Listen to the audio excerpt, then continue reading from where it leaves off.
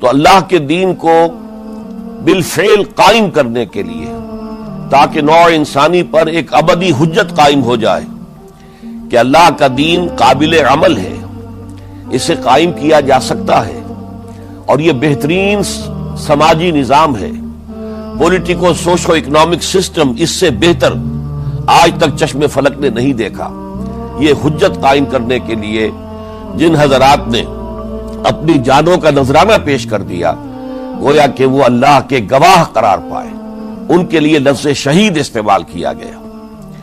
دوسرے لیکچر میں آپ کو یاد ہوگا کہ ہم نے یہ بات سمجھنے کی کوشش کی کہ جب اللہ کا دین جزیرہ نماء عرب میں قائم ہو گیا، اور گویا کہ ہم کہہ سکتے ہیں کہ انقلاب محمدی علی صاحب الصلاۃ والسلام کی تکمیل ہو گئی، تو جیسے کہ ہر انقلاب کے ساتھ ہوتا ہے، اس کے بعد کچھ کاؤنٹر ریولوشنری موومنٹس شروع ہوئی۔ چنانچہ سب سے پہلے اندرون ملک عرب جھوٹے نبی کھڑے ہو گئے، نبوت کے جھوٹے دعوے دار، اور بہت سے لوگوں نے حکومت کو زکوٰۃ ادا کرنے سے انکار کر دیا، اور یہ فتنہ اتنا بڑا تھا کہ واقعہ یہ ہے کہ اگر اسے کرش نہ کر دیا جاتا تو انقلاب محمدی علی صاحب الصلاۃ والسلام اسی وقت ناکام ہو جاتا۔ یہ حضرت ابو بکر صدیق رضی اللہ تعالیٰ عنہ کے فضائل کا سب سے درخشاں باب ہے کہ انہوں نے اپنے عزم اور ہمت اور استقلال اور اللہ پر اعتماد، اللہ پر توکل اور بھروسے کے ساتھ ان دونوں فتنوں کو آئرن ہینڈ کے ساتھ کرش کر دیا، اور سال سوا سال ہی میں ان دونوں کاؤنٹر ریولوشنری موومنٹس کو ختم کر کے اس کے بعد انہوں نے جلد ہی اس نظام کا گویا کہ انچارج حضرت عمر رضی اللہ تعالیٰ عنہ کو بنا دیا کہ جو خلیفہ ثانی ہے۔ پھر ہم نے دیکھا کہ حضرت عمر کے زمانے میں رضی اللہ تعالیٰ عنہ توسیع کا جو عمل ہے، توسیع انقلاب محمدی کا عمل بڑی تیز رفتاری کے ساتھ جاری ہوا، فتوحات کا سیلاب آیا، ایران پوری سلطنت تہس نہس ہو کر رہ گئی، اس کے پرچے اڑ گئے، سلطنت روما اپنے تمام شمالی افریقی مقبوضات سے محروم، مغربی ایشیا سے اسے بے دخل کر دیا گیا، صرف وہ یورپ کے اندر محدود ہو کر رہ گئی۔ اب ظاہر بات ہے کہ اس کے خلاف بھی تو پھر رد عمل ہونا تھا، کاؤنٹر ریولوشنری موومنٹس اٹھنی تھی۔ تو سب سے پہلے حضرت عمر رضی اللہ تعالی عنہ کی خلافت اور اس کے چراغ کو بجھانے کے لیے ایران کی طرف سے رد عمل ظاہر ہوا۔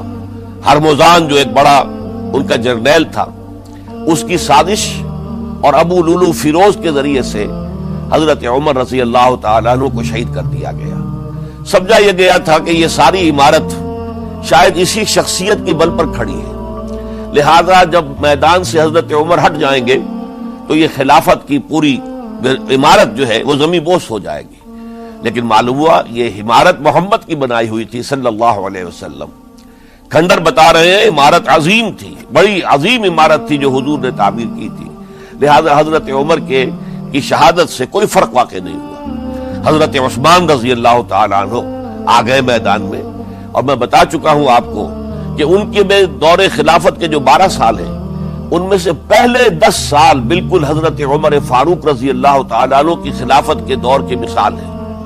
اسی تیزی کے ساتھ انقلاب جو ہے آگے بڑھ رہا تھا، فتوحات کا دائرہ پھیل رہا تھا، اور اندرون ملک پورا امن، سکون، اطمینان اور چین تھا۔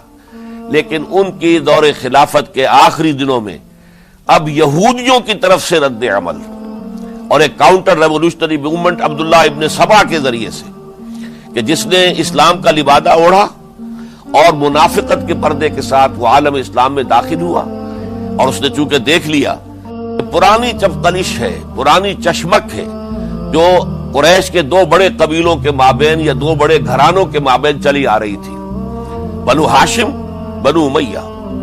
تو پہلے 2 خلفاء جو تھے وہ نہ بنو ہاشم سے تھے نہ بنو امیہ سے تھے۔ حضرت ابو بکر صدیق بنو تیم سے تھے، حضرت عمر بنی عدی میں سے تھے، لیکن حضرت عثمان اب بنو امیہ میں سے تھے۔ اس کو انہوں نے گویا کہ دکھتی رگ بنا کر پکڑا اور پروپیگنڈا شروع کیا کہ خلافت تو بنو ہاشم کا حق ہے، جو کہ حضور ہاشمی تھے صلی اللہ علیہ وسلم۔ تو گویا کہ عثمان غاصب ہیں رضی اللہ تعالی عنہ، بلکہ ان سے دونوں پہلو جو تھے حضرت عمر اور حضرت ابو بکر وہ بھی غاصب ہیں. اس کے ساتھ ہی فتنے کی مختلف شکلیں انہوں نے شروع کی. یہ الفتنۃ الکبریٰ کہلاتا ہے ہماری تاریخ میں، عظیم ترین فتنہ، جس کے نتیجے میں حضرت عثمان رضی اللہ تعالیٰ عنہ شہید ہو گئے. اور ان کی شہادت کے بعد اگرچہ خلافت حضرت علی رضی اللہ تعالیٰ عنہ کے ہاتھ میں آئی، لیکن یہ کہ باہمی خانہ جنگی کا وہ سلسلہ شروع ہوا جو حضرت علی کے دور خلافت جو 5 سالوں پر مشتمل ہے، اس کے دوران مسلسل خانہ جنگی رہی. ایک طرف شیعان علی تھے، دوسری طرف شیعان عثمان آ گئے جو حضرت عثمان رضی اللہ تعالیٰ عنہ کے قتل کے قصاص کے مطالبے کو لے کر سامنے آئے. جنگ جمل ہوئی، ایک رات میں 10,000 مسلمان شہید ہوئے. جنگ صفین میں 74,000 مسلمان شہید ہوئے. جنگ نہروان میں پھر 4,000 مسلمان شہید ہوئے. یہ شہادتیں جو چل رہی تھی یہ کس لیے چل رہی تھی کہ جو بھی عمارت خلافت کی قائم ہوئی تھی اب اسے قائم رکھا جائے. اغیار کی طرف سے جو سازشیں ہو رہی ہیں، جو حملے ہو رہے ہیں، اسے ختم کرنے کے لیے ان کا مقابلہ کیا جائے. تو یہ اور اس کا یہ دور ختم ہوتا ہے حضرت علی کی شہادت پر رضی اللہ تعالی عنہ. اور یہ بات نوٹ کر لیجئے کہ حضرت علی کو شہید کرنے والے وہ خارجی تھے. عبد الرحمن ابن ملجم خارجی طبقے سے تعلق رکھتا تھا جو پہلے حضرت علی کے لشکر میں شامل تھے، لیکن جب حضرت علی نے رضی اللہ تعالی عنہ تحکیم اور ثالثی کی تجویز قبول کر دی تو وہ ناراض ہو گئے کہ اللہ تعالیٰ ہی ہے حاکم اور حکم، ان الحکم الا للہ. یہ انسانوں کو حکم کیوں بنا لیا گیا؟ اور اس میں اتنی شدت اختیار کی کہ وہ علیحدہ ہو گئے. اس لیے انہیں خوارج کہا گیا. انہوں نے رائے یہ قائم کر دی جو مسلمان کبھی کوئی گناہ کبیرہ کا ارتکاب کرے گا وہ کافر قرار پائے گا. جب کافر ہوگا تو گویا کہ مرتد ہے تو واجب القتل، اس کا مال، اس کی عزت سب مباح ہے. یہ ہمارا سب سے پہلا گمراہ ترین فرقہ تھا. انہی میں سے 3 افراد نے بیٹھ کر اسکیم بنائی کہ یہ 3 افراد ایسے ہیں کہ جن کو اگر میدان سے ہٹا دیا جائے تو شاید مسلمانوں کی باہمی خانہ جنگی ختم ہو جائے اور مسلمان پھر کسی ایک خلیفہ پر راضی ہو جائے.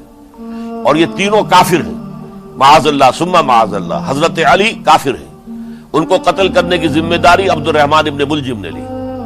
حضرت معاویہ قاتل ہیں، ان کے لیے کسی اور کو اسائن کیا گیا. عمرو بن العاص قاسم ہیں، ان کے لیے کسی اور کو اسائنمنٹ دی گئی. ہوا یہ کہ حضرت عمرو بن العاص وہ تو اس روز فجر کی نماز میں آئے نہیں، ان کی جگہ جو امام تھا وہ شہید کر دیا گیا. حضرت معاویہ رضی اللہ تعالی عنہ ان پر وار اوچھا پڑا، زخمی تو ہوئے لیکن یہ کہ پھر تندرست ہو گئے. حضرت علی رضی اللہ تعالی عنہ پر بہت کاری وار ہوا اور حضرت علی رضی اللہ تعالی عنہ کی شہادت سن 35 ہجری میں ہو گئی. یہ جو خلافت راشدہ کا اختتام یا تو سن 35 ہجری میں حضرت علی کی شہادت سے سمجھا جائے گا، یا میری ذاتی رائے ہے کہ نہیں، اس میں حضرت حسن کا دور خلافت بھی شامل ہونا چاہیے. حضرت حسن کو کسی نے نامزد نہیں کیا تھا، نہ انہوں نے اپنی امیدواری کے ساتھ اپنے طاقت کے بل پر خلافت حاصل کی تھی، بلکہ حضرت علی سے جب یہ کہا گیا تھا کہ کیا ہم آپ کے بیٹے حسن کے ہاتھ پر بیعت کر لیں، تو انہوں نے فرمایا تھا کہ میں نہ تمہیں روکتا ہوں نہ حکم دیتا ہوں، یہ تمہارا معاملہ ہے، تم جسے مناسب سمجھو اس کے ہاتھ پر بیعت کر لو. حضرت حسن رضی اللہ تعالیٰ عنہ نے جن کے ہاتھ پر جب بیعت ہوئی، اب معاملہ یہ ہو گیا کہ امیر معاویہ رضی اللہ تعالی عنہ وہ ایک لشکر لے کر شام سے چلے. حضرت حسن 50,000 آدمیوں کے ساتھ ادھر سے نکلے، لیکن یہ ہے کہ انہیں محسوس ہو گیا تھا کہ میرے ساتھیوں میں ایسا فسادی عنصر بھی موجود ہے جو عبداللہ ابن سبا کے ساتھیوں میں سے، کہ وہ کسی اچھے کام کو پسند نہیں کرتا. لہذا انہوں نے پھر صلح کی پیشکش کی. حضرت معاویہ کو پیغام بھیجا کہ میں مصالحت چاہتا ہوں، بتائیے شرائط کیا ہیں. حضرت معاویہ نے بلینک پیپر بھیج دیا، سادہ کاغذ، کہ آپ جو شرائط چاہیں اس پر لکھ دیں، وہ مجھے قبول ہوں گے. حضرت حسن نے رضی اللہ تعالیٰ عنہ شرائط لکھ دی، حضرت معاویہ نے قبول کر لی. تو حضرت حسن دستبردار ہو گئے خلافت کے دعوے سے، اور اس کے بعد پھر حضرت امیر معاویہ کی خلافت کی بیعت کی گئی. اس سے پہلے انہوں نے خلافت کی بیعت نہیں لی تھی. یہ ہے سن 41 ہجری، اور اسے عام الجماع کہا جاتا ہے، یعنی یہ اختتام ہے مسلمانوں کی خانہ جنگی کے دور کا. پھر جمعیت ایک ہو گئی، پھر عالم اسلام متحد ہو گیا۔ اب پورا کا پورا عالم اسلام حضرت امیر معاویہ کے زیر خلافت تھا۔ اور حضرت امیر معاویہ کون ہے؟ وہ خود ایک صحابی رسول ہے، جلیل القدر صحابی رسول ہے۔ اور آپ کو میں نے کل بھی بتایا تھا کہ حضرت معاویہ رضی اللہ تعالیٰ عنہ کی ایک ہمشیرہ ام حبیبہ رضی اللہ تعالیٰ عنہ حضور کے ازواج مطہرات میں سے ہیں، تو حضور کے گویا کے برادر نسبتی ہوئے۔ جو چند لوگ جو وحی کے لکھنے پر جو کاتبین وحی جو حضور نے مقرر کیے تھے، ان میں سے ایک حضرت معاویہ بھی ہے۔ پھر حضرت معاویہ کے لیے حضور کی دعا ہمیں ملتی ہے، اللہم اجعلہ ہادیا مہدیا، اے اللہ اسے ہادی ہدایت دینے والا بنا دے اور مہدی بنا دے جو ہدایت یافتہ ہو۔ تو یہ ان کی شان ہے۔ اور پھر یہ کہ ان کے زمانے میں جب عالم اسلام متحد ہو گیا، داخلی خلفشار ختم ہو گیا، تو فتوحات کا سلسلہ بھی دوبارہ جاری ہو گیا۔ حضرت علی رضی اللہ تعالیٰ عنہ کے 5 سالہ دور خلافت میں کوئی توسیع نہیں ہو سکی تھی دارالاسلام کی، کوئی مزید علاقے جو ہیں سلطنت اسلامی میں شامل نہیں کیے جا سکے تھے، اس لیے کہ سارا معاملہ تو داخلی خلفشار کا تھا۔ وہ جو خانہ جنگی ہو رہی تھی، ایک دوسرے کی تیروں اور تلواروں اور نیزوں سے 1 لاکھ کے قریب مسلمان ختم ہو گئے تھے، تو اندر سے گویا کہ موشن ٹوٹ گیا اس سیلاب کا۔ تو سیلاب پھر دوبارہ جب امت جمع ہو گئی عام الجماع کے بعد، تو حضرت معاویہ رضی اللہ تعالیٰ عنہ ان کا دور خلافت اب 20 برس ہے۔ اندازہ کیجئے یہ پورے 20 برس کوئی اندرونی خلفشار نہیں ہوا، کوئی جھگڑا نہیں ہوا، کوئی فساد نہیں ہوا، بلکہ جو فتوحات کا دائرہ تھا شروع ہو گیا۔ بکرار اور سندھ کے علاقے فتح ہوئے، کابل اور یہ افغانستان کا علاقہ فتح ہوا، ترکستان کے علاقوں کے اندر پیش قدمی ہوئی۔ ادھر یہ کہ قیصر سلطنت روما کا اس کے مرکزی شہر قسطنطنیہ پر حملہ کیا گیا، جس کے لیے کہ حضور کی حدیث موجود تھی پیشن گوئی کے طور پر، اول جیش یغزو مدینۃ القیصر مغفورون لہم۔ حضور نے فرمایا تھا کہ جو پہلا لشکر قیصر کے شہر پر حملہ کرے گا تو وہ سب کے سب وہ مغفرت پا جائیں گے، اللہ تعالیٰ ان کی مغفرت فرما دے گا۔ اگرچہ کامیابی نہیں ہوئی، لیکن اس پیشن گوئی کی وجہ سے آپ کو معلوم ہے کہ حضرت ایوب رضی اللہ تعالی عنہ ان کو بھی اس پیشن گوئی کی وجہ سے، حالانکہ 90 برس سے اوپر عمر تھی، لیکن وہ بھی کہا انہوں نے کہ میں بھی اس میں جانا چاہتا ہوں، چنانچہ اس لشکر میں گئے، وہی فوت ہوئے۔ بہرحال یہ سارے کارنامے اپنی جگہ پر، امن و امان اپنی جگہ پر، اس کے باوجود اہل سنت والجماعت حضرت معاویہ کے دور خلافت کو خلافت راشدہ میں شامل نہیں سمجھتے۔ اس کی وجہ کیا ہے؟ خلافت راشدہ کی شرط اولین قرآن مجید کے حکم کے مطابق امرہم شورا بینہم، مسلمانوں کے باہمی معاملات باہمی مشورے سے طے پاتے ہیں۔ حضرت ابوبکر صدیق رضی اللہ تعالیٰ عنہ سقیفہ بنی سعدہ کے اندر مشورے کے بعد ان کو منتخب کیا گیا اور ان کے ہاتھ پر بیعت ہوئی۔ حضرت عمر رضی اللہ تعالیٰ عنہ کو حضرت ابوبکر نے مسلمانوں سے مشورہ کر کے پھر نامزد کیا۔ حضرت عثمان کے لیے حضرت عمر رضی اللہ تعالیٰ عنہ نے اپنے جانشین کے لیے 6 افراد پر مشتمل کمیٹی بنا دی، جو بڑے سے بڑے جو اصحاب جو جن کے بارے میں کہا گیا ہے کہ جن کو دنیا ہی میں بشارت دے دی گئی تھی، جو عشرہ مبشرہ میں سے جو باقی تھے، ان کے اوپر مشتمل کمیٹی بنا دی کہ آپ لوگ طے کر لیں اور اپنے سے کسی ایک پر جمع ہو جائیں۔ اس اعتبار سے حضرت علی کے ہاتھ پر بھی جو بیعت ہوئی ہے تو وہ اہل مدینہ کے دباؤ پر ہوئی ہے، ان کے مطالبے پر ہوئی ہے۔ حضرت علی خود جو ہے وہ خلافت کے مدعی نہیں تھے، بلکہ انکار کرتے رہے، چونکہ فتنے کا دور تھا، حضرت عثمان شہید ہوئے تھے، مسلمانوں کے دل زخمی تھے۔ اس حالت میں وہ سمجھتے تھے کہ اگر میں یہ خلافت جو ہے اپنے ہاتھ میں لے لوں گا تو ہو سکتا ہے کہ اس کا حق ادا نہ کر سکوں، لیکن یہ کہ جب انہوں نے دیکھا کوئی اور بھی تیار نہیں، طلحہ بھی تیار نہیں، زبیر بھی تیار نہیں، تو آخر مسلمانوں کو بغیر امارت کے چھوڑا تو نہیں جا سکتا، تو حضرت علی نے وہ قبول کر لی۔ حضرت حسن کے بارے میں بتا چکا ہوں کہ ان کے بارے میں لوگوں نے کہا تو حضرت علی نے فرمایا میں نہ حکم دیتا ہوں نہ روکتا ہوں۔ لیکن حضرت امیر معاویہ رضی اللہ تعالیٰ عنہ صحابی بھی ہیں، حضور کے قرابت دار بھی ہیں، کاتبین وحی میں سے بھی ہیں، پھر ان کا دور حکومت امن، سکون، اطمینان ہر طرح سے جو ہے 20 برس تک کوئی داخلی خلفشات نہیں ہوا، کوئی فساد نہیں ہوا، کوئی باہمی جنگ و جدل نہیں ہوا، بلکہ فتوحات کا دائرہ آگے بڑھا۔ اس کے باوجود چونکہ انہوں نے طاقت سے خلافت حاصل کی، لہذا ان کے دور خلافت کو ہم خلافت راشدہ میں تسلیم نہیں کرتے، حالانکہ وہ خود راشد ہیں، اس لیے کہ تمام صحابہ کرام کے بارے میں سورہ حجرات میں فرمایا وَلَكِنَّ اللَّهَ حَبَّبَ إِلَيْكُمُ الْإِيمَانَ وَزَيَّنَهُ فِي قُلُوبِكُمْ وَكَرَّهَ إِلَيْكُمُ الْكُفْرَ وَالْفُسُوقَ وَالْعِصْيَانَ أُولَٰئِكَ هُمُ الرَّاشِدُونَ۔ تمام صحابہ کرام کی شان یہ ہے کہ اللہ تعالیٰ نے ان کے دلوں میں ایمان کو کھبو دیا ہے، ایمان ان کے دلوں میں رچ گیا ہے، بس گیا ہے، جم گیا ہے، اور کفر سے، فسق سے انہیں تبھی نفرت ہو گئی ہے، اور یہ سب کے سب راشدون ہیں۔ تو تمام صحابہ راشدون ہیں، اس اعتبار سے خود حضرت امیر معاویہ بھی راشدون میں شامل ہے، لیکن خلفائے راشدین میں شامل نہیں ہے۔ خلفائے راشدین عام طور پر تو ہم کہتے ہیں حضرت ابو بکر، حضرت عمر، حضرت عثمان، حضرت علی۔ میں نے اپنی ذاتی رائے، حقیر سی رائے عرض کی ہے، اس میں حضرت حسن کا دور بھی شامل ہونا چاہیے 6 مہینے کا، تب وہ 30 برس پورے ہوتے ہیں، جو حدیث میں آیا ہے کہ خلافت جو ہے وہ 30 برس رہے گی، اس کے بعد ملوکیت شروع ہو جائے گی۔ تو ملوکیت کا پہلا قدم یہ تھا کہ حضرت معاویہ نے طاقت سے بزور خلافت حاصل کی، اس لیے ان کو خلیفہ راشد ہم نہیں کہتے۔ البتہ یہ ضرور ہے کہ ان کا دور بہت پرسکون دور تھا۔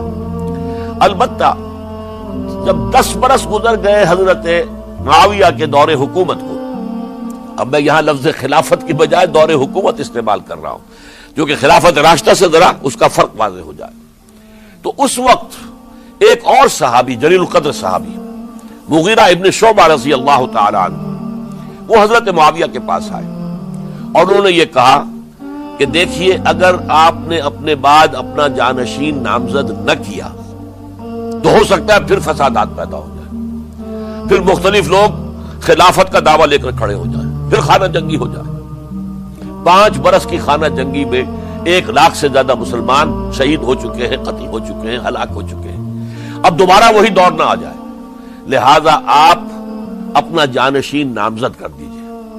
امیر معاویہ ریلیکٹنٹ تھے، لیکن انہوں نے دلائل دیے، دلائل مضبوط تھے۔ انہوں نے کہا کہ اب کبار صحابہ دنیا سے رخصت ہو چکے ہیں، وہ جماعت کہ جن کی تربیت اور تزکیہ، جن کی تعلیم حضور نے خود کی تھی اور ان کو اندر سے پاک کر دیا تھا، ان کی نیتیں بالکل پاک ہو چکی تھی، کوئی نفسانیت ان میں نہیں رہی تھی، وہ جماعت تو اکثر و بیشتر اب ختم ہو چکی، فوت پا چکے، وفات ہو چکی، لہذا اب جو ہے اکثر و بیشتر نو مسلم ہیں جو بعد کے فتوحات کے ذریعے سے اسلام لائے ہیں، لہذا ان کے اندر نہ وہ پختگی ہے، نہ ان کے اندر وہ تقویٰ ہے، نہ تدین ہے، نہ اصول پرستی ہے، اسلام کی پوری تعلیمات جو ہیں وہ ان کے وجود کے اندر، ان کے شعور کے اندر گہری اتری ہوئی نہیں ہے، لہذا اب صورتحال وہ نہیں رہ سکے گی جو حضرت ابو بکر یا حضرت عمر یا حضرت عثمان یا حضرت علی کے زمانے میں تھی، لہذا آپ نامزد کیجئے۔ یہ بھی بتا دوں کہ مغیرہ ابن شعبہ کون تھے رضی اللہ تعالیٰ عنہ۔ نمبر 1 یہ ہے کہ یہ اصحاب شجرہ میں شامل ہیں، جن 1400 یا 1800 افراد نے حضور سے بیعت کی تھی صلح حدیبیہ سے متصل قبل، اس درخت کے نیچے بیٹھ کر، جس کے بارے میں سورہ فتح میں فرمایا گیا کہ لقد رضی اللہ عن المؤمنین اذ یبایعونک تحت الشجرہ، اللہ ان تمام اہل ایمان سے راضی ہو گیا جو ہے نبی صلی اللہ علیہ وسلم آپ کے دست مبارک پر بیعت کر رہے تھے اس درخت کے نیچے، ان میں سے موجود، ان میں یہ مغیرہ ابن شعبہ ہے۔ پھر مغیرہ ابن شعبہ وہ ہیں کہ حضرت علی اور امیر معاویہ، ان کے درمیان جو خانہ جنگی ہوئی اس میں ہمیشہ حضرت علی کے ساتھ رہے، حضرت علی کے ہی وہ سپورٹر تھے، ان کے ساتھ تھے۔ اس پہلو سے اچھی طرح سمجھ لیجئے کہ یہ نہیں ہے کہ وہ در حقیقت کوئی پہلے سے وہ امیر معاویہ کے ساتھی تھے، نہیں، لیکن اب جو صورتحال وہ دیکھ رہے تھے، جہاں دیدہ انسان تھے، بہت بڑے سیاستدان تھے، جانتے تھے حالات کو، حالات کے نفس پر ان کا ہاتھ تھا، لہذا انہوں نے یہ مشورہ دیا اور پھر امیر معاویہ نے اس مشورے کو قبول کر لیا اور یزید کی ولی عہدی کا اعلان کر دیا۔ یہ بالکل مڈل ہے حضرت امیر معاویہ کے دور خلافت کا درمیان، یہ 10 سال جب ہو گئے تھے حضرت امیر معاویہ کی خلافت کو یا حکومت کو، تب یہ معاملہ پیش آیا اور یزید کے ہاتھ پر یہ بیعت ولی عہدی تمام جو بھی مختلف گورنرز تھے ان کے ذریعے سے کہہ دیا گیا اپنے اپنے علاقے کے لوگوں سے بیعت لے لو. یہ بیعت عام طور پر لوگوں نے کر لی. البتہ 5 شخصیتیں جو بہت نمایاں تھیں انہوں نے اس بیعت سے انکار کیا. ان میں کون تھے ذرا نوٹ کیجئے. حضرت ابو بکر فوت ہو چکے, ان کے بیٹے عبد الرحمن ابن ابی بکر. حضرت عمر فوت ہو چکے, ان کے بیٹے عبداللہ ابن عمر. حضرت زبیر فوت ہو چکے, ان کے بیٹے عبداللہ ابن زبیر. حضرت عباس فوت ہو چکے, ان کے بیٹے عبداللہ ابن عباس. حضرت علی شہید ہو چکے, ان کے بیٹے حسین ابن علی رضی اللہ تعالی عنہم اجمعین. یہ 5 جو امت کے بہت بڑے 5 افراد کے گویا کے وہ چشم و چراغ تھے ان گھرانوں کے, انہوں نے انکار کیا. اور ان میں خاص طور پر عبد الرحمن ابن ابی بکر نے یہ جملہ کہا کہ تم چاہتے ہو کہ قیصر و کسریٰ کی سنت پر عمل کرو کہ باپ کے بعد بیٹا حاکم بن جائے. یعنی ایک قدم تو خلافت کا نظام پہلے ہی نیچے اتر چکا. مشاورت سے تو حضرت امیر معاویہ کا بھی جو نسب ہوا ہے وہ مشاورت سے نہیں ہوا. ایک درجے میں وہ جو اللہ تعالیٰ کے رسول نے عمارت بنائی تھی شاندار, اس خلافت کا جو سیاسی نظام تھا اس میں ایک تو کڑی آ چکی زوال کی کہ ایک شخص نے طاقت کے ذریعے سے خلافت حاصل کر لی.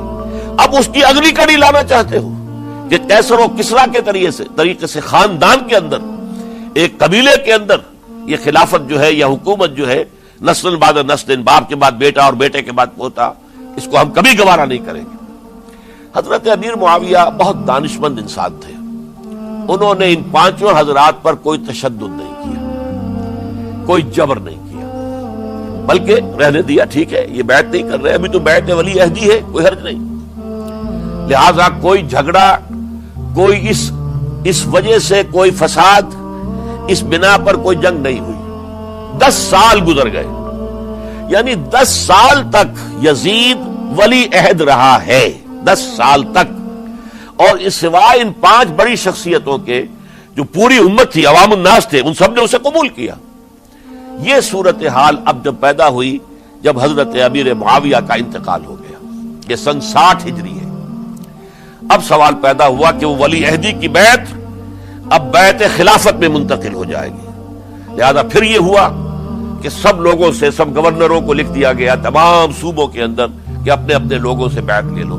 ظاہر بات ہے کہ وہاں کوئی ریفرنڈم نہیں ہوتا تھا, کوئی ووٹ نہیں ہوتے تھے کہ اس کی پرچیاں ڈالی جا رہی ہوں, ایک شخص سے رائے لینا نہیں ہوتی تھی, بلکہ اس وقت کی جمہوریت یہ تھی اور شورائیت یہ تھی کہ ڈفرنٹ کلینز ہیں, ڈفرنٹ فیملیز ہیں, ڈفرنٹ ٹرائبز ہیں, ان کے سردار, ان کے بڑے لوگ, ان کے اہم لوگ بیعت کر لیں تو گویا کہ سب کی بیعت ہو گئی.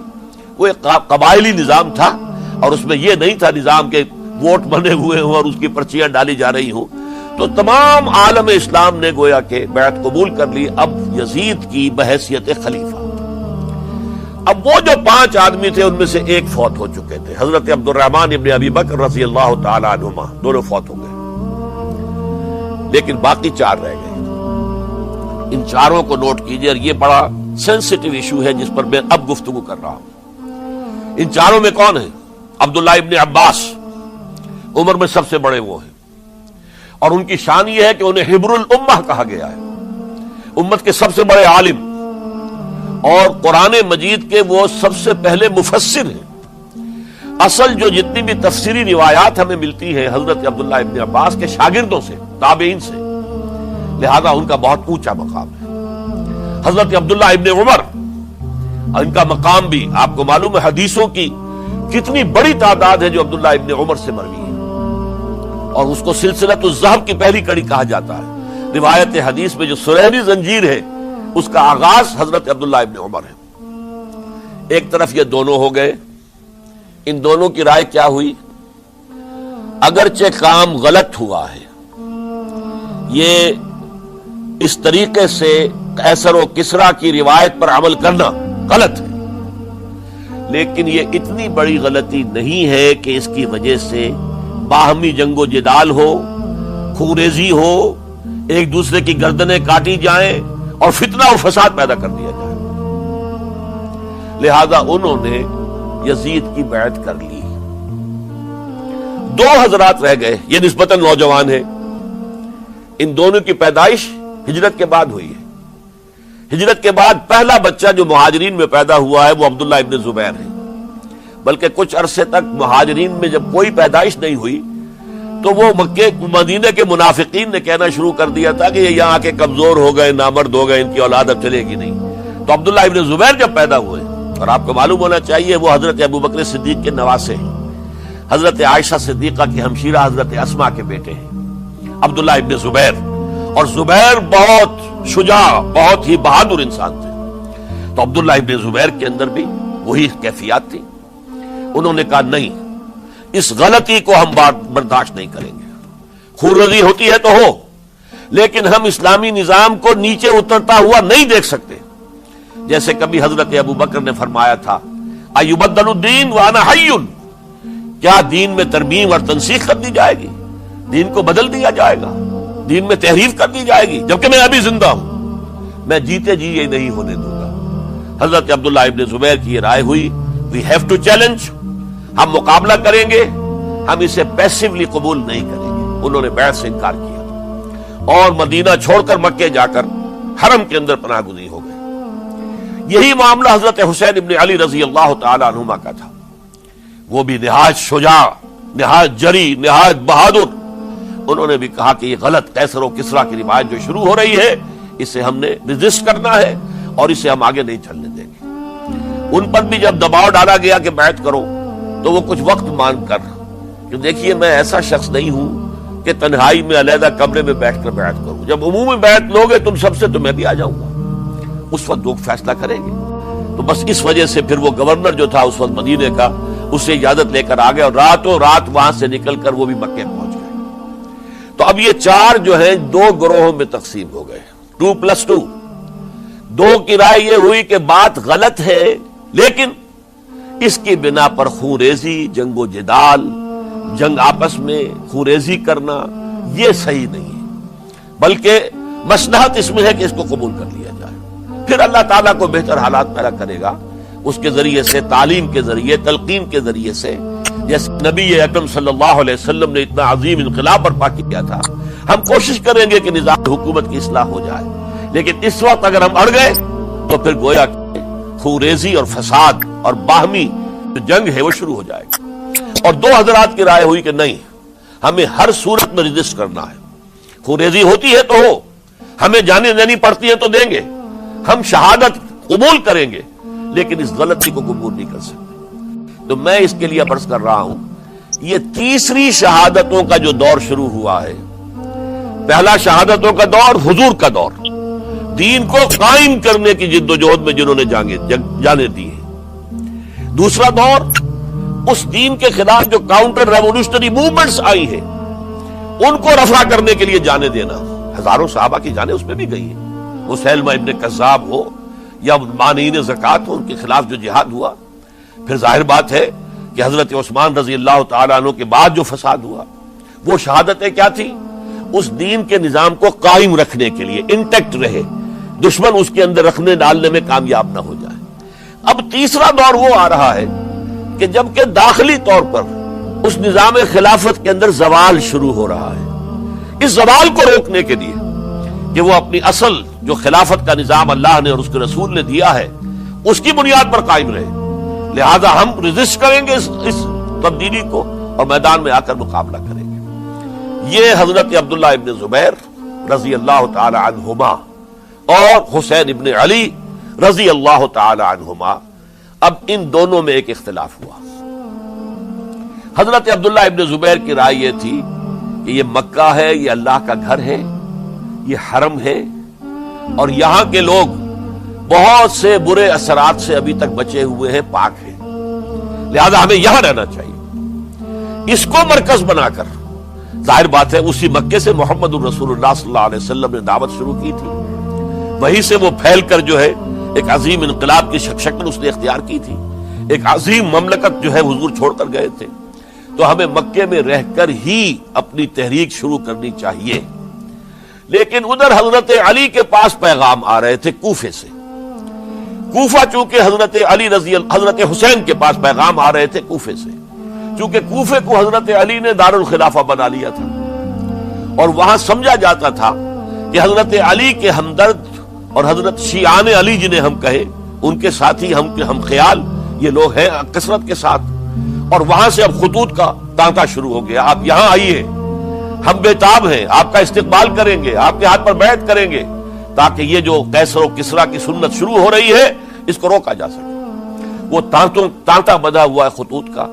تو حضرت حسین رضی اللہ تعالیٰ عنہ نے فیصلہ کر لیا کہ میں کوفے جاؤں گا۔ حضرت زبیر روکتے رہ گئے کہ نہیں، کوفیوں پر اعتماد نہ کیجیے، یہ زبانی کلامی ساتھ دیتے ہیں، جب ڈنڈا چلتا ہے تو پھر یہ ہٹ جاتے ہیں میدان سے، ان پر اعتماد نہ کریں آپ، لہذا یہی مکے میں رہیے اور ہم دونوں مل کر ایک بڑی طاقت بن جائیں گے، اور یہ مکہ جو ہے ہمارے لیے حصار ہے، یہ ہمارے لیے پناہ گاہ ہے، یہاں سے اس دعوت کا آغاز کیا جائے۔ اب یہ افسوس ہے، اس سے اللہ کی مشیت سمجھا جائے، اللہ کی مرضی ہے، جو کچھ ہوتا ہے وہ تو بے اذن رب ہوتا ہے، اللہ اپنی مصلحتوں سے ہم سے زیادہ واقف ہے، ہم تو نہیں سمجھ سکتے۔ حضرت حسین نے فیصلہ کیا اور ڈٹ گئے اس فیصلے پر کہ میں کوفے جاؤں گا۔ اب یہ بھی بات قرآن مجید میں آیا ہے، حضور سے خطاب کر کے فرمایا گیا فَإِذَا عَزَمْتَ فَتَوَكَّلْ عَلَى اللَّهِ، جب ایک مرتبہ آپ ایک ارادہ کر لیں تو پھر اللہ پر توکل کیجئے، پھر یہ نہیں کہ کبھی آگے کبھی پیچھے جاؤں یا نہ جاؤں، یہ نہیں، یہ تردد یہ نہیں، بلکہ یہ کہ ایک فیصلہ کر کے ڈٹ جائیے، اس لیے کہ جو بھی نتیجہ ہے وہ تو اللہ کے ہاتھ میں ہے، لہذا اللہ پر توکل کیجئے۔ فَإِذَا عَزَمْتَ فَتَوَكَّلْ عَلَى اللَّهِ، لہذا سب نے سمجھایا حضرت حسین کو کہ آپ کوفے نہ جائیں۔ سمجھانے والوں میں حضرت عمر بھی تھے رضی اللہ، حضرت عبداللہ ابن عمر بھی تھے رضی اللہ تعالی عنہ، اگرچہ کوئی قرابت داری جو ہے قریبی نہیں تھی، لیکن بہرحال امت کی ایک شخصیت، عظیم شخصیت تھے۔ سمجھانے میں سب سے زیادہ زور صرف کیا ہے حضرت عبداللہ ابن عباس نے رضی اللہ تعالی عنہما۔ اور حضرت عبداللہ ابن عباس کون ہے؟ ایک رشتے سے حضرت حسین کے چچا ہیں، ایک رشتے سے حضرت حسین کے نانا ہیں۔ کیوں؟ حضرت علی اور حضرت عبداللہ ابن عباس چچا زاد بھائی ہیں، عباس کے بیٹے، ابو طالب کے بیٹے، عباس اور ابو طالب بھائی ہیں، تو یہ فرسٹ کزن تھے حضرت علی اور عبداللہ ابن عباس رضی اللہ تعالی عنہ، لہذا انہوں نے جب کہا تو گویا کہ ایک چچا ایک بزرگ سمجھا رہا ہے، اور دوسرے رشتے سے حضور نانا تھے حضرت حسین کے، اور حضور بھی کزن تھے حضرت عبداللہ ابن عباس کے، چچا زاد بھائی۔ اس حوالے سے سمجھ لیجئے کہ حضور کے کزن نانا کے درجے میں آ گئے، تو یہ دو رشتے تھے حضرت عبداللہ ابن عباس کے، اور انہوں نے بڑی الہا و زاری کے ساتھ، بڑی اپنے مقام سے نیچے اتر کر خوشامد کی ہے، حسین خدا کے لیے باز آ جاؤ، حسین خدا کے لیے باز آ جاؤ، حسین اگر جانا ہی ہے تو اپنے بال بچوں کو لے کر نہ جاؤ۔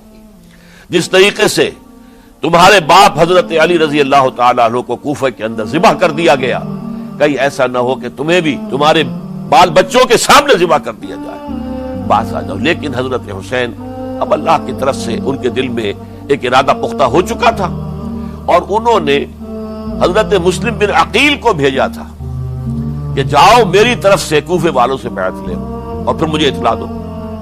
وہ گئے، وہاں 12,000 افراد نے بیعت کر لی۔ اب ان کا خط آ گیا کہ یہاں تو فضا بالکل ہموار ہے، اتنے لوگوں نے بیعت کی ہے، باقی بھی جیسے ہی آپ سامنے آ جائیں گے سب بیعت کر لیں گے، لہذا یہاں پر وہ ریزسٹنس کے لیے گویا کہ ہمارے پاس طاقت اس کوفے کے اندر بہت مضبوط طاقت ہوگی کہ ہم یزید کی حکومت کے خلاف ریزسٹ کر سکیں۔ اس کے بعد ہوا کیا؟ یزید نے عبید اللہ ابن زیاد کو گورنر بنا کر بھیج دیا۔ یہ شخص تھا بہت ڈنڈا چلانے والا، اس نے سختیاں شروع کی تو بہت سے لوگ اس بیعت سے تائب ہو گئے، لیکن مسلم بن عقیل وہ میدان میں آئے اور ان کے ساتھ ہزاروں آدمی آ گئے جنہوں نے بیعت کی تھی، ابھی تک بیعت پر قائم تھے، اور انہوں نے گورنر کے گھر کا گھیراؤ کر لیا۔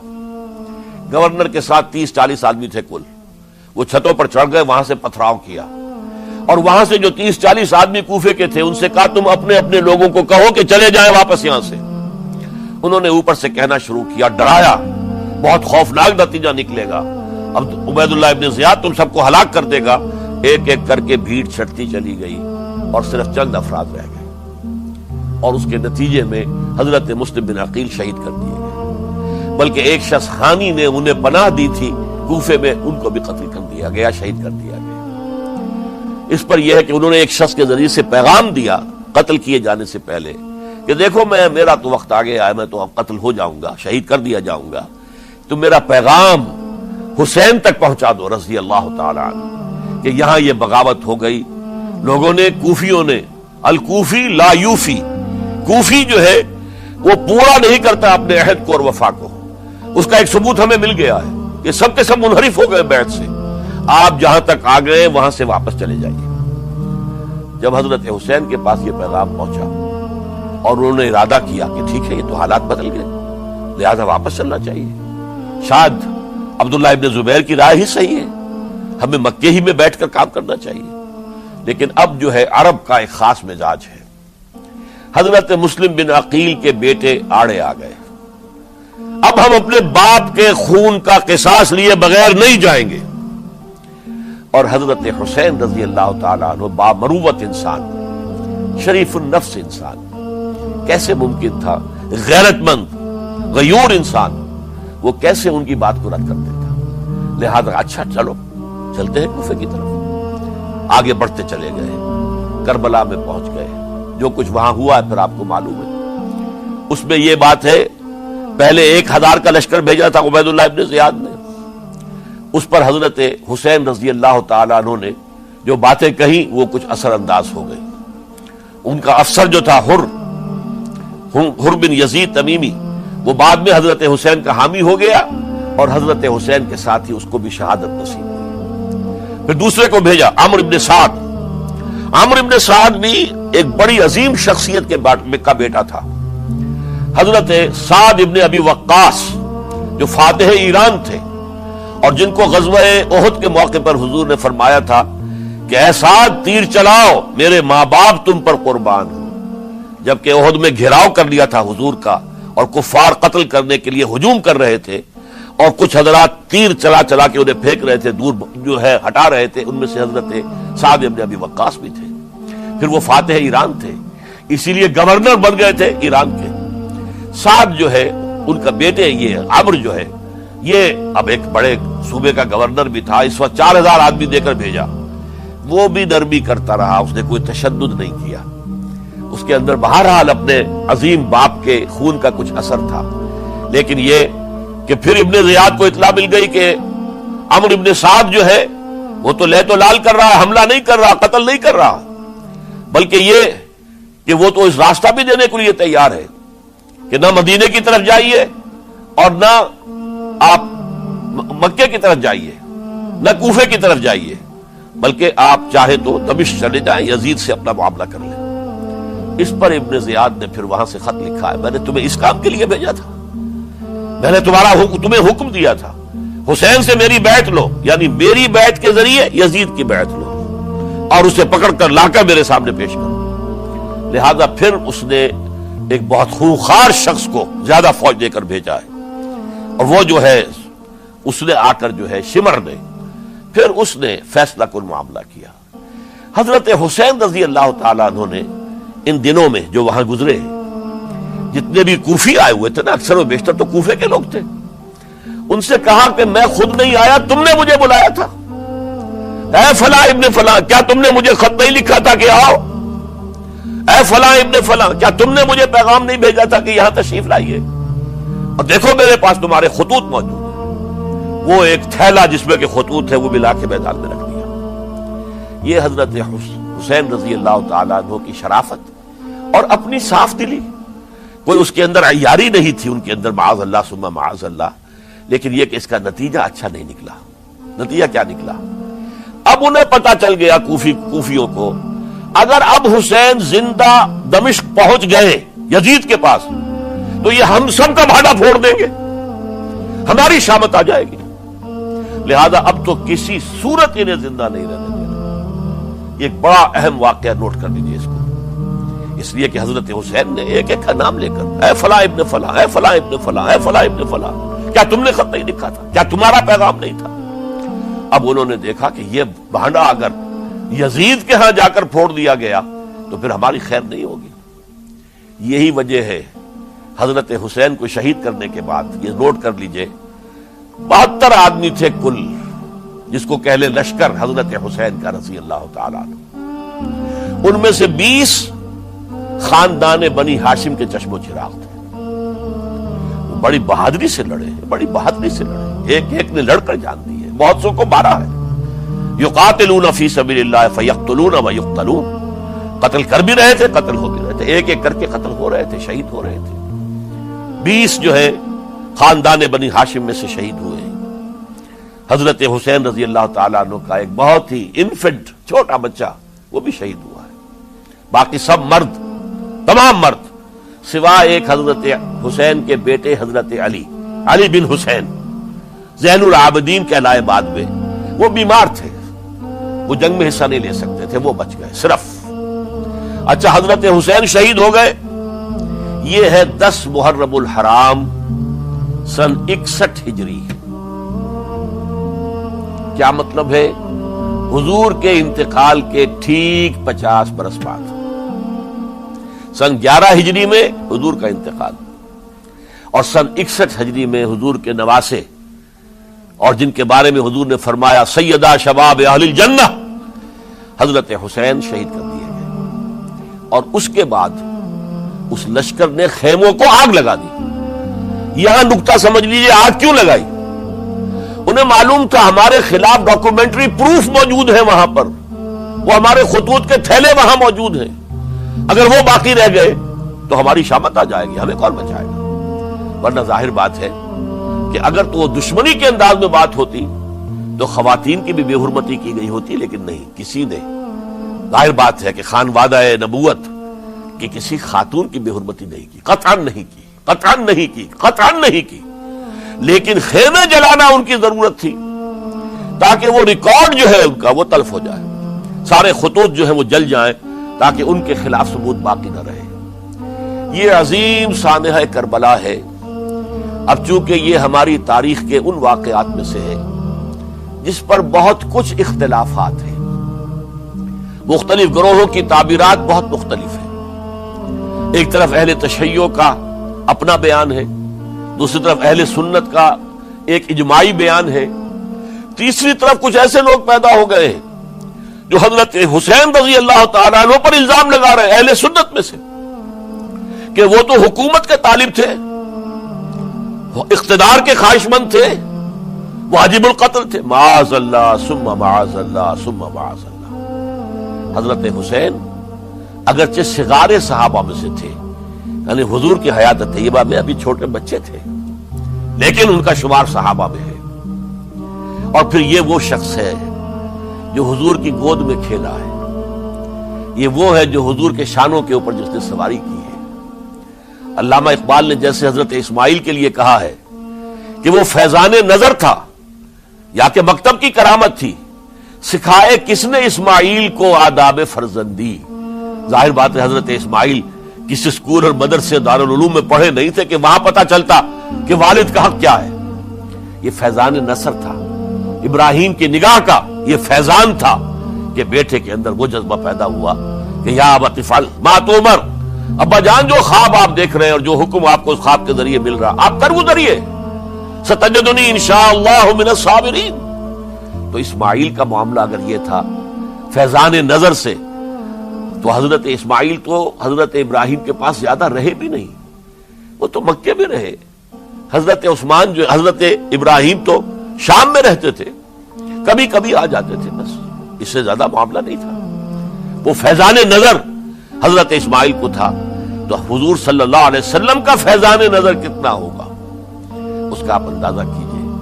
یہ کوئی جنگ اقتدار نہیں تھی، معاذ اللہ ثم معاذ اللہ ثم معاذ اللہ، بلکہ انہوں نے اپنا ایک فرض منصبی سمجھا ہے کہ میرے نانا کا لایا ہوا نظام اور اس کے اصول اب ٹوٹ رہے ہیں۔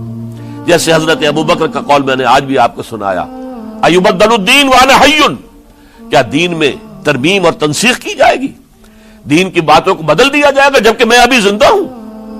اسی طریقے سے گویا کہ زبان حال سے حضرت حسین اور عبداللہ ابن زبیر رضی اللہ تعالی عنہم ان دونوں نے یہ فیصلہ کیا کہ ہم روکیں گے اس کو۔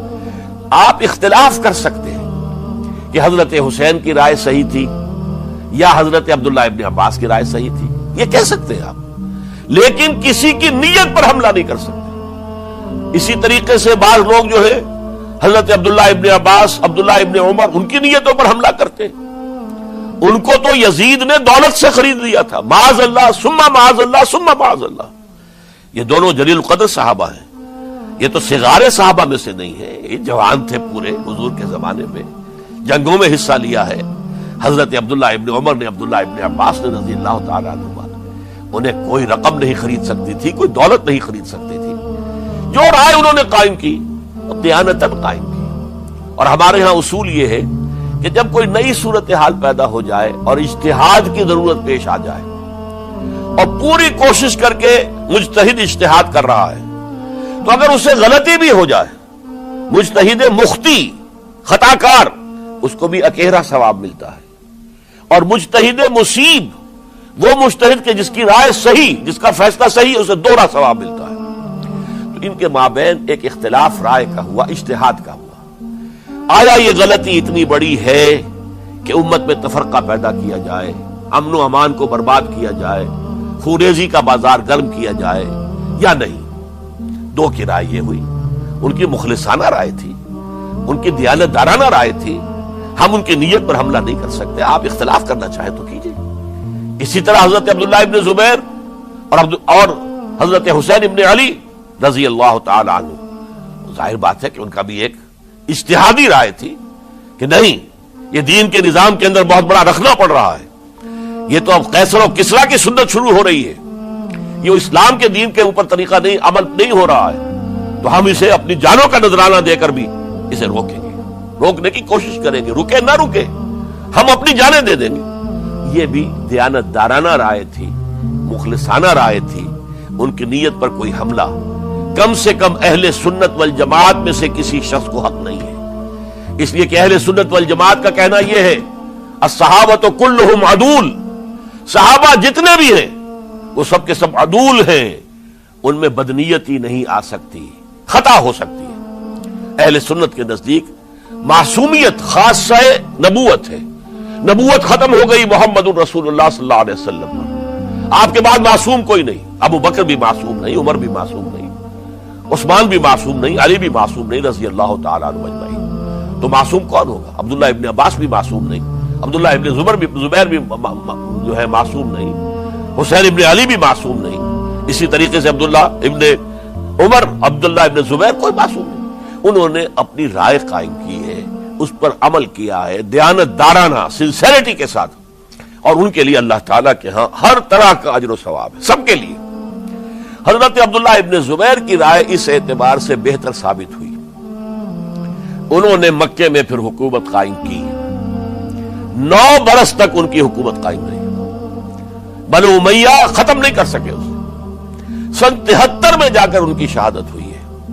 اور ایک مرحلہ تو وہ بھی آیا تھا کہ شام اور مصر کی دونوں صوبے جو ہیں وہ بھی ان کے تحت آ گئے تھے۔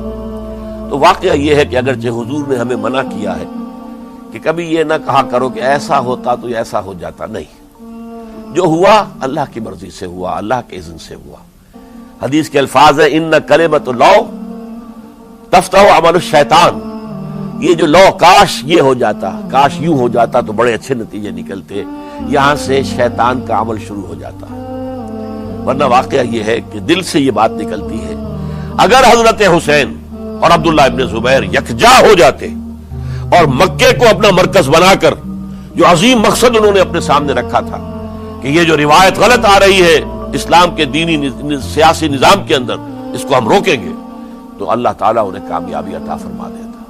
لیکن یہ پھر ہم کہیں گے ما شاء اللہ کان وما لم یشاء لم یکن، جو اللہ نے چاہا وہ ہوا، اور جو اللہ نے نہیں چاہا وہ نہیں ہوا۔ حضرت حسین کو وہ عظیم شہادت اللہ نے دینی تھی، وہ اونچا مقام عطا کرنا تھا، اور پھر ان کی عظیمت، ان کا صبر، ان کا ثبات، ان کا استقلال، معلوم ہوا کہ اللہ تعالیٰ نے انسانوں کے اندر کتنی کچھ طاقت رکھی ہوئی ہے اور کتنی کچھ صلاحیتیں اللہ نے ودیعت کی ہیں۔ وہ جس طرح ڈٹے رہے، کھڑے رہے، واقعہ یہ ہے کہ وہ بھی نوع انسانی کے لیے ہمیشہ کے لیے ایک سبق ہے، اور وہ سبق یہ ہے کہ آپ حق، جو بھی آپ حق سمجھیں، اس حق کے اوپر ڈٹ کر کھڑے ہو جائیں، اور اس میں پرواہ نہ کیجئے کہ آپ کی نفری کم ہے یا آپ کے ساتھ تعداد زیادہ، کوئی خیال نہ کیجئے، اس کے فکر نہ کیجئے کہ حالات ادھر ہیں یا ادھر ہیں، حالات سازگار آپ کے دشمن کے ساتھ ہیں یا آپ کے ساتھ ہیں، کوئی فکر نہ کیجئے۔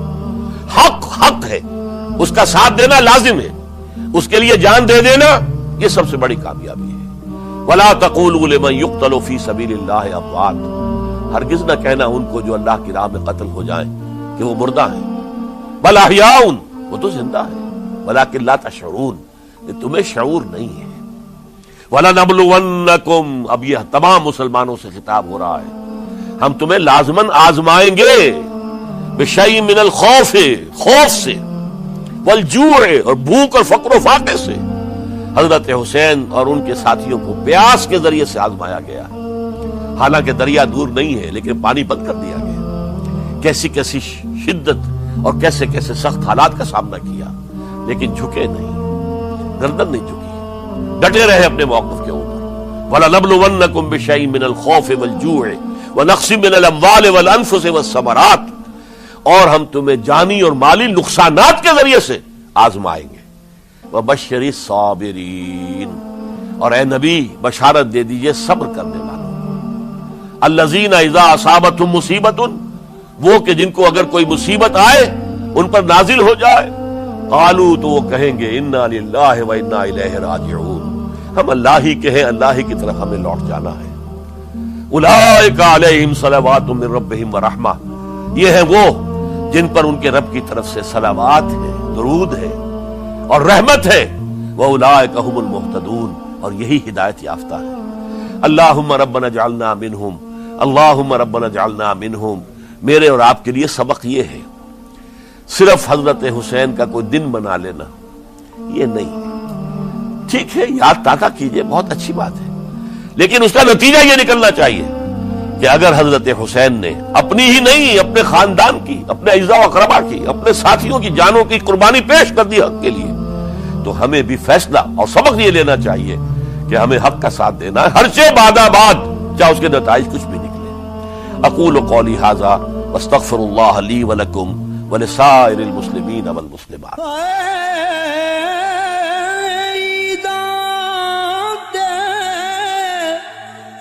شب رات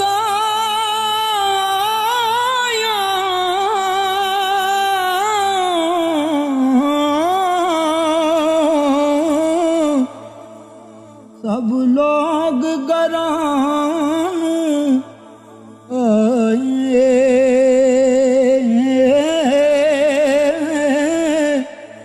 او نہیں آئے، او پر